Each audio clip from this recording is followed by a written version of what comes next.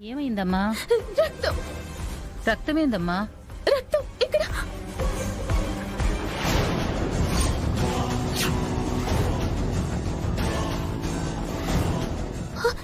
ఇప్పుడు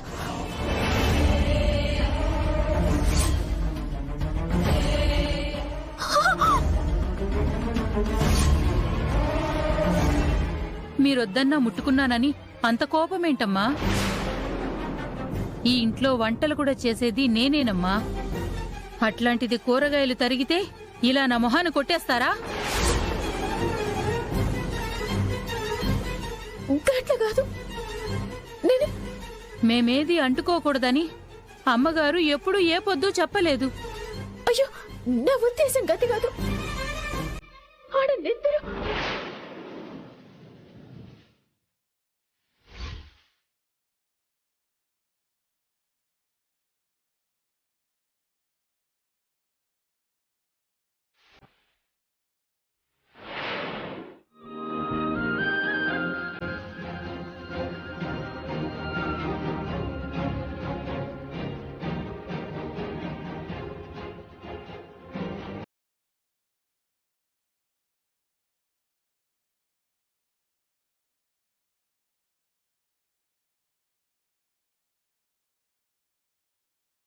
ఏం చూస్తున్నారు?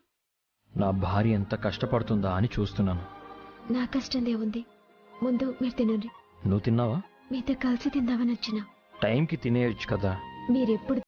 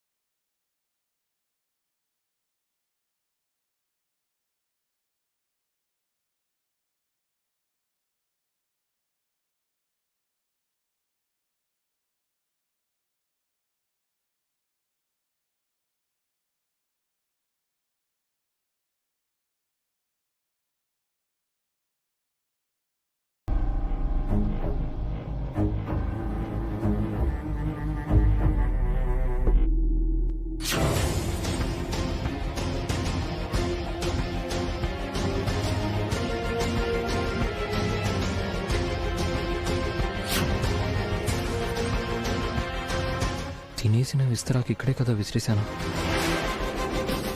ఏమీ లేకపోవడం ఏంటి? అసలు శ్రీవల్లి మళ్ళీ రావడం ఏంటి?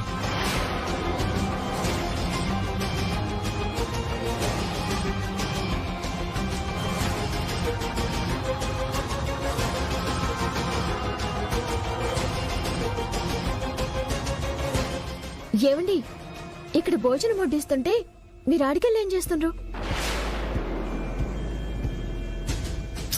చిన్నా, రానా వచ్చి తిను. ఇప్పటికే నీరస పడిపోయాం.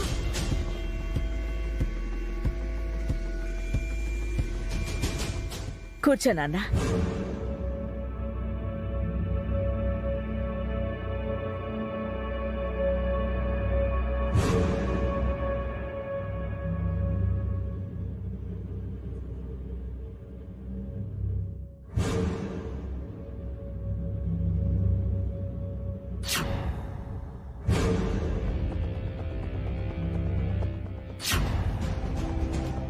తినండి.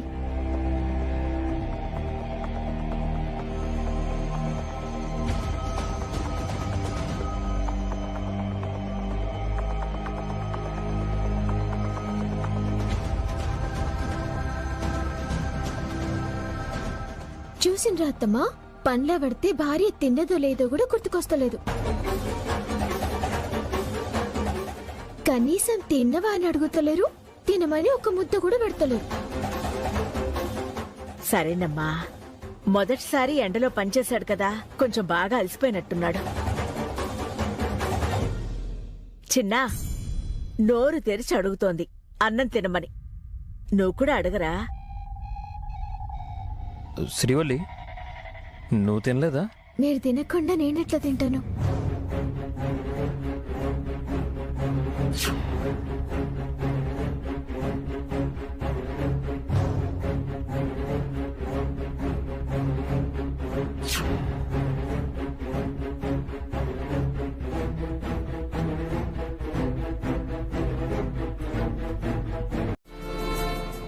చూడండి అత్తయ్య, కొంచెం తినగానే ఆకలి ఎలా తీరుతుంది నాన్న. ఇంకొంచెం తిను. లేదమ్మా, ఇంతకు ముందే ఇంతకు ముందే అదే ఇప్పటిదాకా పనిచేశాను కదా, తినబుద్ధి కావడం లేదు. కష్టం అలవాటయ్యే కొత్తలో మనకు ఆకలి తెలీదు. సర్లేమ్మా, చాలంటున్నాడు కదా. సరే, గంత కష్టపడి తిండి కూడా తినకుండా మళ్ళా పొలం పని ఏం చేస్తారు? మిగిలిన పని రేపు చేసుకొచ్చి తిండ్రి. ఇంటికి పోతాం పాండ్రి. నిజమే చిన్నా, నాగలి కూడా ముందు కదలడం లేదు. దున్నినంత వరకు దున్నాం కదా, మిగిలిన పని రేపు చూసుకోవచ్చు. అమ్మా, అది ఇప్పటికే బాగా అలసిపోయావు చిన్నా. అది నిన్ను చూస్తుంటేనే అర్థమవుతోంది. ఈ పూటకి ఇంటికెళ్దాంలే, రేపొచ్చి మిగిలిన పని చూసుకుందాం. సరేనా? ఒక్క నిమిషం.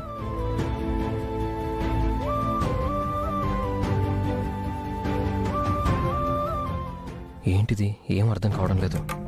అసలు ఏం జరుగుతుంది? శ్రీవల్లి వచ్చింది, అన్నం పెట్టింది. నేనేమీ తినకపోతే నాకు ఆకలి వేయాలి కదా, కానీ తిన్నట్టు ఇక్కడ ఆనవాళ్ళు కూడా ఏం లేవే.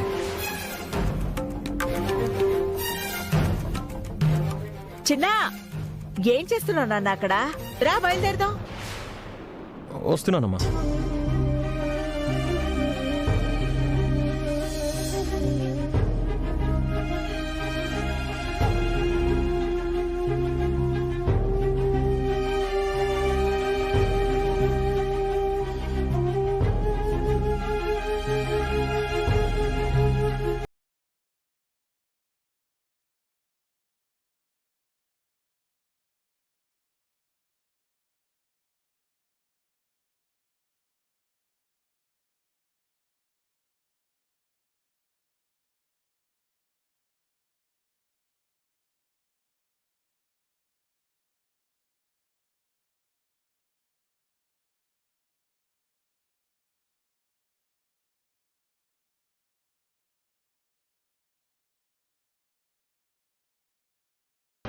రండి, భోజనం చేద్దాం. అసలు ఏం జరుగుతుందో అర్థం కావడం లేదు, కానీ ఏదో జరుగుతుందని మాత్రం అర్థం అవుతోంది. అదేంటో తెలుసుకోవాలి.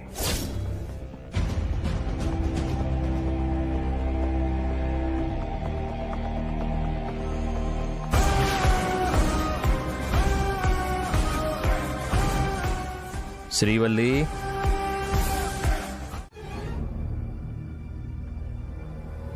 చస్తుందనుకుంటే అమ్మవారి విగ్రహం కనిపించిందేంటి?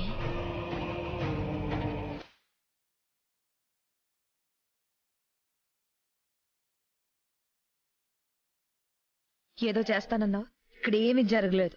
ప్రయత్నం జరిగింది తల్లి. మరి ఫలితం ఏది? ఏదో శక్తి అడ్డుపడింది. ఆ మనిషి మీద నా ప్రభావం పనిచేయకుండా చేస్తుంది. ఏమీ చెయ్యకుండానే చేశానని చెప్పుకుంటున్నావా? చేశానా లేదా అనేది ఆమె మొగుడు విషయంలో మీకు అర్థం కాలేదా? కానీ ఆడమనిషి మీద, అతని మీద ప్రయోగం చేసినంత సులభంగా చేయలేకపోతున్నాను. ఏదో శక్తి నా ప్రయోగానికి అడ్డుపడి ఆమెని కాపాడింది. ఇప్పటిదాకా నాకు ఎదురు నిలబడ్డా వాళ్ళ జాడలేదు. నేను ప్రయోగం చేస్తే ఫలించకపోవటం అనేది నా చరిత్రలోనే లేదు. మొదటిసారి ఇలా జరిగింది. నాకే సిగ్గుగా అనిపిస్తుంది. అంటే ఇప్పుడు నువ్వేం చేయలేవా? నాకు 2 రోజులు గడువు ఇవ్వు తల్లి. ఎలా అయినా సరే ఆ మనిషిని చావు ముంగట నిలబెడతాను. నీ కోరిక తీరుస్తాను. ఈసారి మాత్రం తప్పించుకోకూడదు.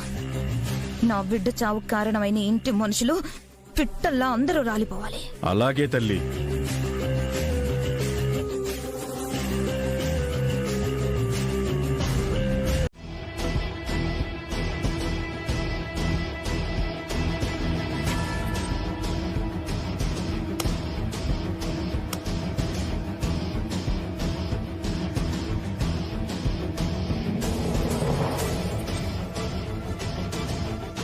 బాబు, తవ్వడం మొదలు పెట్టండి. సాంబయ్య,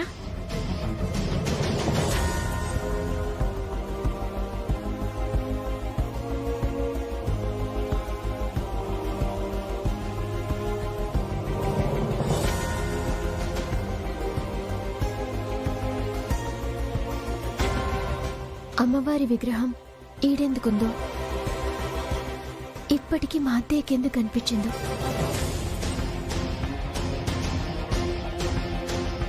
భగవంతుడు రాకకి ఒక కారణం ఉంటుందమ్మా. అందున శక్తి స్వరూపునైన ఆ అమ్మవారు వస్తుందంటే లోక కళ్యాణం కోసమే.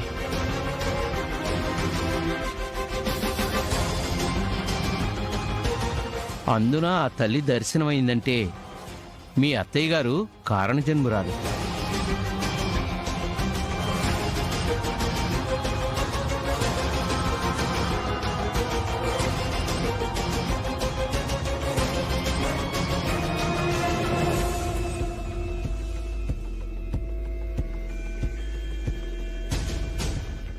చిన్న, వాడి వల్ల అవడం లేదు. నువ్వు సాయం చేయి.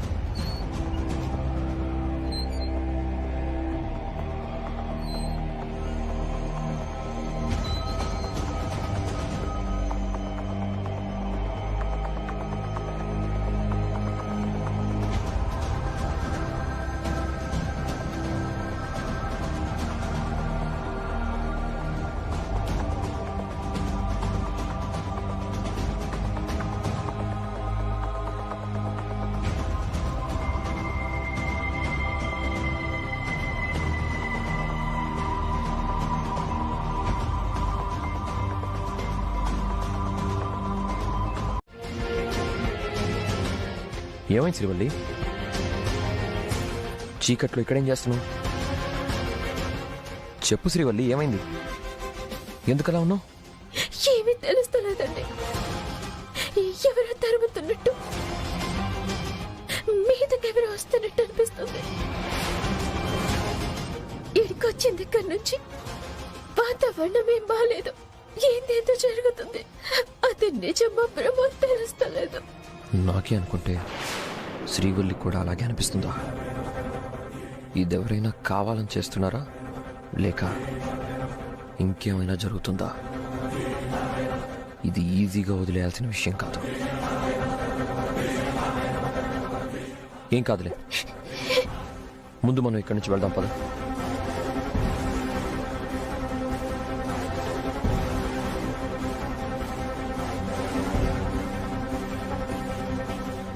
భయపడ్డారు, భయపడ్డారు, భయపెట్టేస్తా.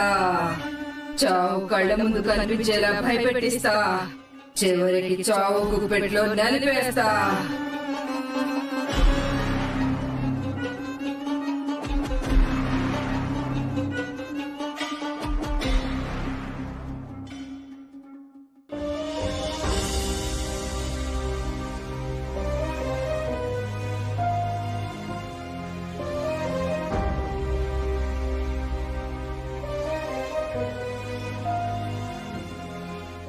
మావి గారు, పాలు.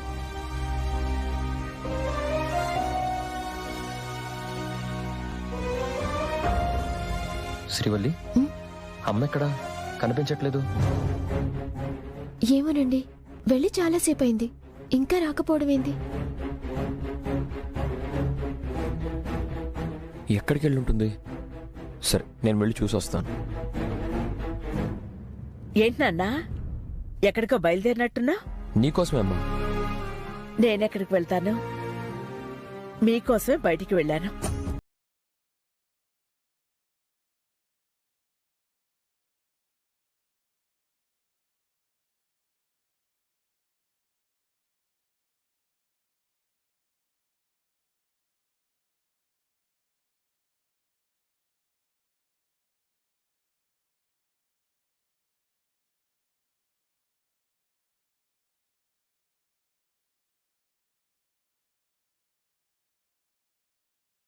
ఇవన్నీ ఎందుకత్తమ్మా? ఎందుకంటే పెళ్లి రోజు కదా, అందుకే.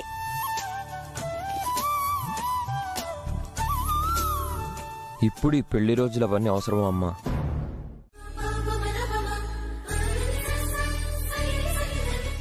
రామ్మా, కూర్చో.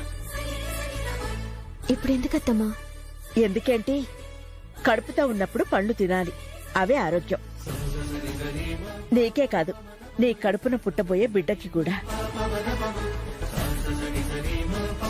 తర్వాత తింటలే అత్తమ్మా. ఏం కాదు, ఇప్పుడే తినాలి, కూర్చో.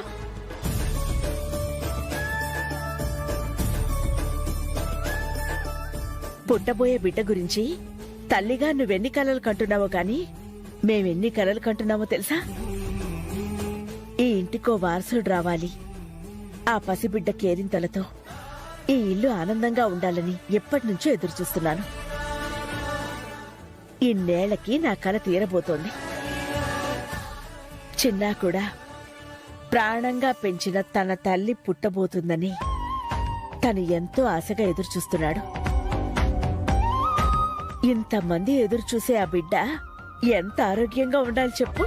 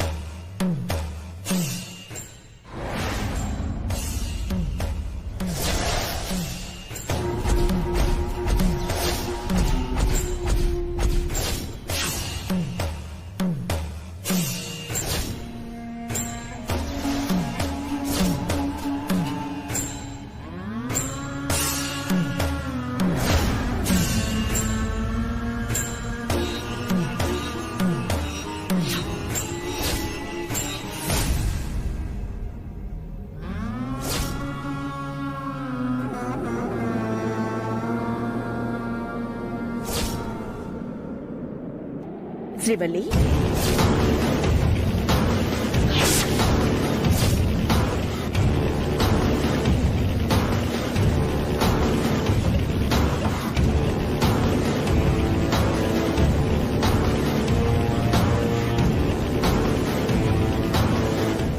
శ్రీవల్లి,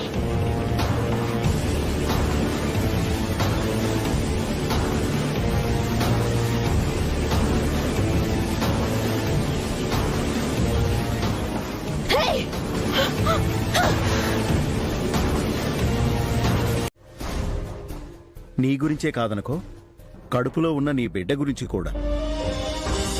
పుట్టబోయే బిడ్డ ఆరోగ్యంగా ఉండాలంటే ముందు నుంచే శ్రద్ధ తీసుకోవాలి. నిన్నెంత జాగ్రత్తగా చూసుకుంటామో పుట్టే బిడ్డ కూడా అంతే ఆరోగ్యంగా పుడుతుంది.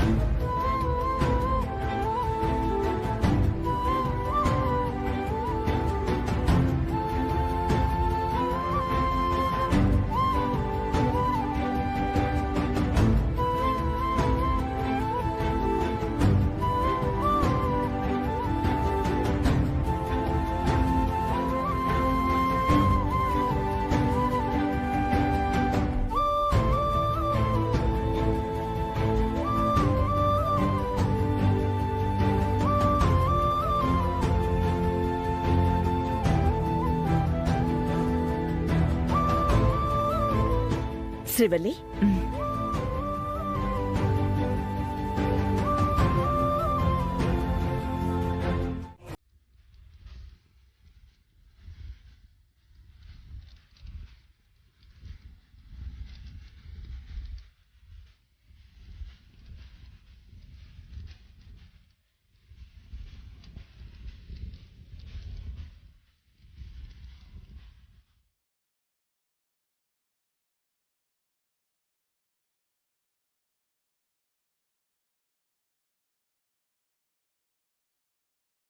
ఏంటి తల్లి, మళ్ళీ ఇట్టొచ్చినావు? నేను చెప్పింది ఏం చేస్తున్నావు? ఆ పని మీదే ఉన్నాను తల్లి. ఏది నేను అనుకున్నదొక్కటైందా? నా బిడ్డ చావు కారణమైన వాళ్ళు అందరూ ఆనందంగా ఉన్నారు. ఒకరిని కుర్చీలో కూర్చోబెట్టా కదమ్మా. అది తప్పితే ఏం చేశావు? ఆయన కుర్చీలో కూర్చున్నారన్న బాధ కన్నా ఆ శ్రీవల్లి తల్లి కాబోతుందన్న ఆనందమే వాళ్లలో ఎక్కువ కనిపిస్తుంది.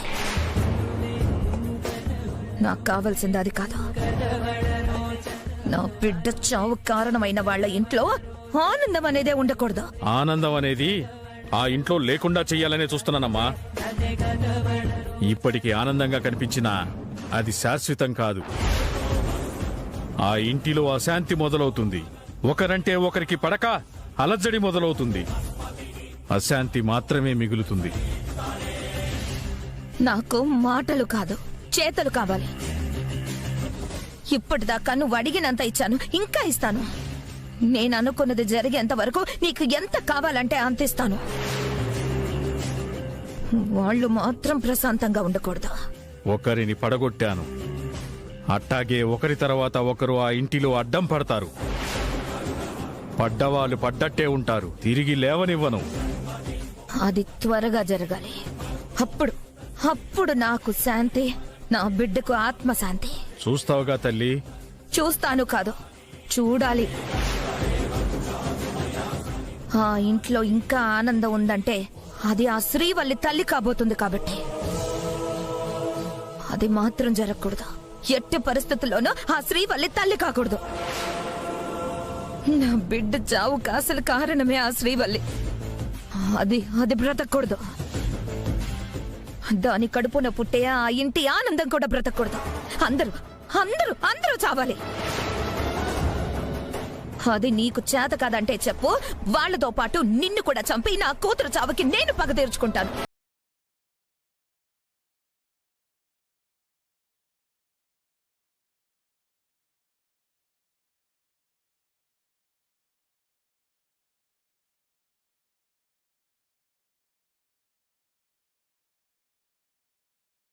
బిడ్డని పెంచుకోవడం తెలియక నువ్వే చంపుకొని దానికెవరో కారణం అంటావేంటమ్మా? తప్పులు చెప్పాల్సిన తల్లివి, తనకి తప్పులు చేయమని చెప్పావు. చివరికి ప్రాణాలు తీసుకునేలా చేశావు. ఎందుకు ఆస్తి కోసమే కదా. ఆస్తి కోసం బిడ్డను కూడా పోగొట్టుకున్న మీలాంటి వాళ్ళని ఏం చేసినా తప్పులేదు. అయినా క్షమించి మీ రాసపడిన ఆస్తిని మీ మోహాన పారేశాను. మహారాజులా బ్రతకాల్సిన నా బిడ్డని మీకోసం కష్టపడేలా చేస్తున్నాను.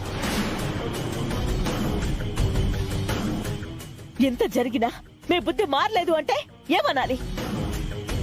బిడ్డ పోయిందన్న బాధలో అయినా మీరు మారతారు అనుకుంటే మీలో ఆ మార్పు కనిపించట్లేదు.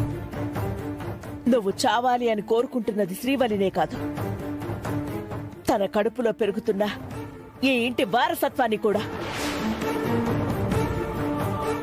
ఇంతకు ముందు చెప్పాను, ఇప్పుడు చెప్తున్నాను.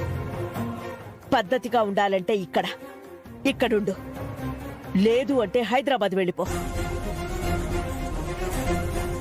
మీరాశపడిన ఆస్తినిచ్చేశాను, అది అనుభవిస్తూ మీ బ్రతుకు మీరు బ్రతకండి.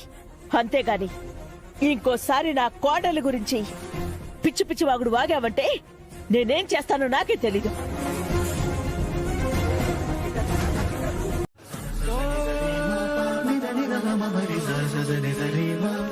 అమ్మా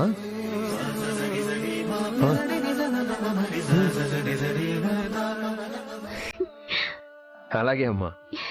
ఏమంటుంది అత్తమ్మా? అమ్మ పెళ్లి రోజు శుభాకాంక్షలు చెప్పింది. అవునా? అత్తమ్మ చెప్పిన మాట నాకు వినిపించకపోయినా మీకు వినిపిస్తుందండి. ఎందుకంటే అత్తమ్మ అంటే మీకెంత ప్రాణమో మీరంటే కూడా అత్తమ్మకి గంతే ప్రాణం.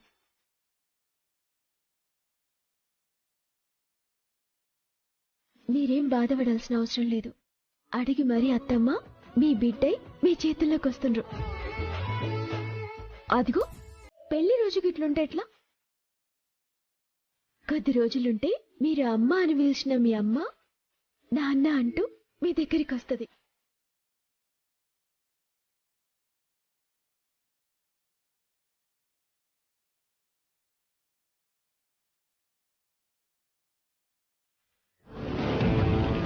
త్వరలో బిడ్డ కూడా పుడుతుంది కాబట్టి మీతో పాటు మేం కూడా సంతోషంగా ఉంటాం.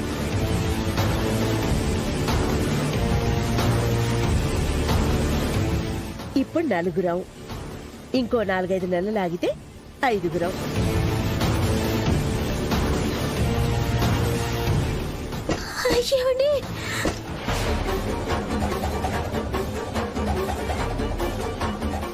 ఇందాకటి నుంచి ఆ లోపల స్టోర్ రూమ్ దగ్గర నుంచి ఏదో చప్పుడు వినిపిస్తుందేంటి?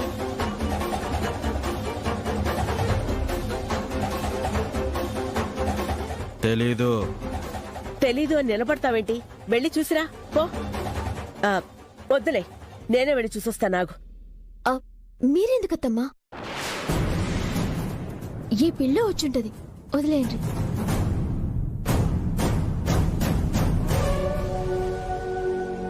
ఒకసారి చూసొస్తే ఏంటనేది అర్థం అవుతుంది కదమ్మా. అమ్మా నువ్వెందుకు వెళ్ళడం? నేను వెళ్ళి చూస్తాను.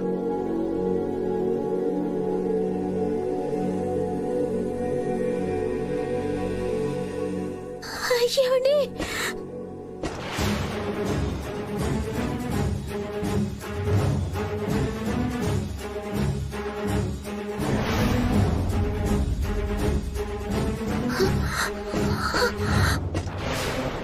అమ్మా దేవకి గారు నమస్కారం. నమస్కారం గురువుగారు.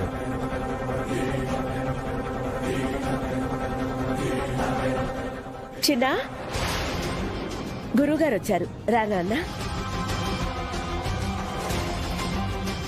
నమస్కారం గురుగారు. ఆయుష్మాన్ భవ.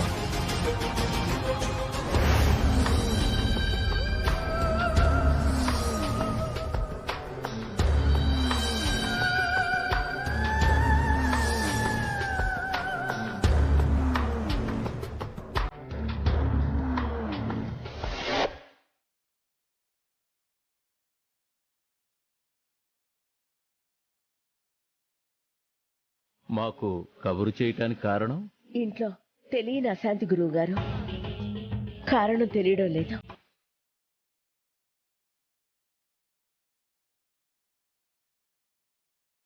ఏదో జరుగుతోంది. ఏం జరుగుతుందో అర్థం కావడం లేదండి.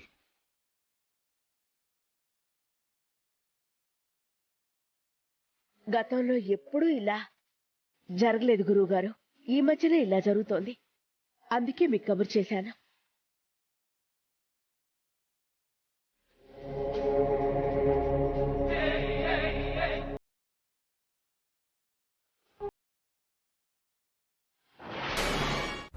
మా అందరి పరిస్థితి అదే గురువుగారు.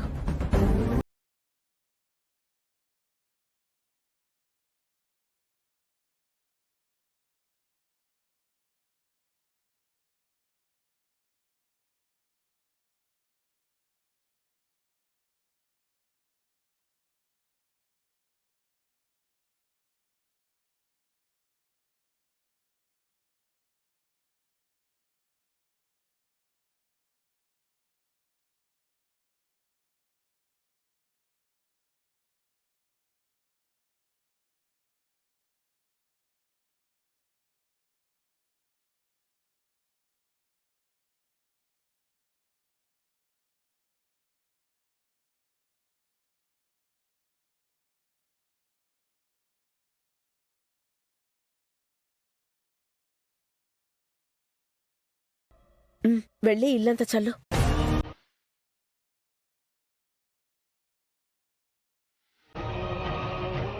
ఏంటిది? నాకు తెలియకుండా ఏదో జరుగుతుంది. నేను గదిలో ఉంటే మరి బయట ఉన్నదెవరు?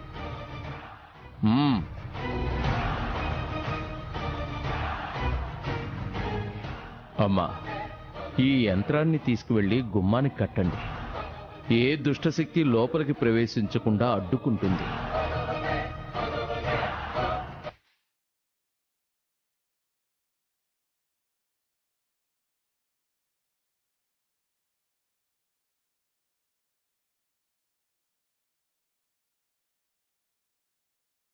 ఏంటమ్మా ఆలోచిస్తున్నా? గురువుగారు చెప్పారు కదా, ఇంకా మనకే భయమూ ఉండదు.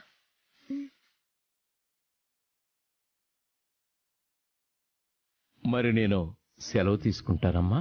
సంతోషం గురువుగారు. దీర్ఘాయుష్మాన్ భవ.